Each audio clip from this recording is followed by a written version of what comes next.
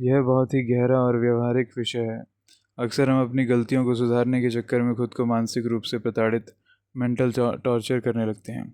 यहाँ positive affirmation, सकारात्मक विचार, ट्रुथ एनालिसिस, सत्य का विश्लेषण और गलतियों को दोहराने की हमारी आदत के बीच के फ़र्क का विस्तार से विश्लेषण किया गया है। गलतियों को मन में दोहराना, सुधार या सज़ा।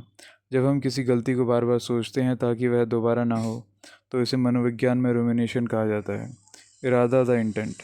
आप चाहते हैं कि आप सीखें और भविष्य में बेहतर बने। हकीकत, द रियलिटी।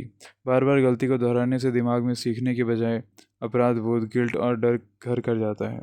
नुकसान, जब आप डर के कारण कोई काम करते हैं तो तनाव, स्ट्रेस की वजह से उसी गलती के दोबारा होने की संभावना बढ़ जाती है। ट्रुथ एनालिसिस, सत्य का विश्लेषण vs आत्मालोचना। सत्य का विश्लेषण करना सबसे शक्तिशाली टूल है, लेकिन यह खुद को कोसने से अलग होना चाहिए। पहलू, सोच। सेल्फ क्रिटिसिज्म में मैं कितना बेवकूफ़ हूँ, मैंने फिर गलती की। सत्य का विश्लेषण, ट्रुथ एनालिसिस, इस स्थिति में मुझसे यह विशेष चूक हुई। फोकस। सेल्फ क्रिटिसिज्म में व्यक्ति सेल्फ पर हमला। सत्य का विश्लेषण में प्रक्रिया, प्रोसेस पर ध्यान। भावना। सेल्फ क्रिटिसिज्म में शर्म और शर्मिंदगी। सत्य का विश्लेषण में जिज्ञासा, क्यूरोसिटी और सुधार। परिणाम। सेल्फ क्रिटिसिज्म में आत्मविश्वास में कमी। सत्य का विश्लेषण, ट्रुथ एनालिसिस में कार्यक्षमता।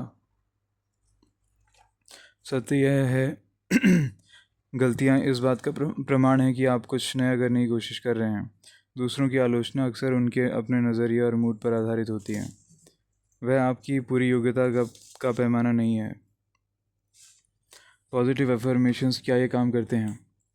सकारात्मक सोच, सकारात्मक विचार, एफर्मेशंस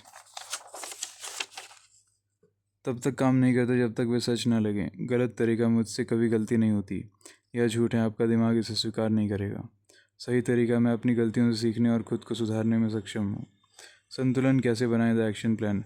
अगर आपसे कोई गलती हुई है या कोई आपकी आलोचना कर रहा है तो इस प्रक्रिया को अपनाएं। स्वीकार करें, एक्सेप्टेंस, हाँ गलती हुई है, इसे नकारें नहीं। दूरी बनाएं, ऑब्जेक्टिविटी।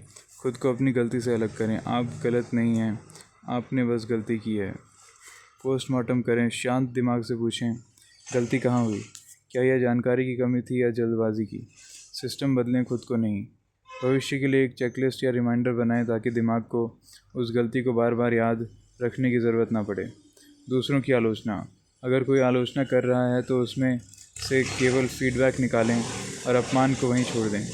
निष्कर्ष, अपनी गलतियों को मन में बार बार दोहराना एक टूटी हुई रिकॉर्डिंग की तरह है जो केवल शोर मचाती है। सत्य का विश्लेषण एक मैप की तरह है जो आपको सही रास्ता दिखाता है।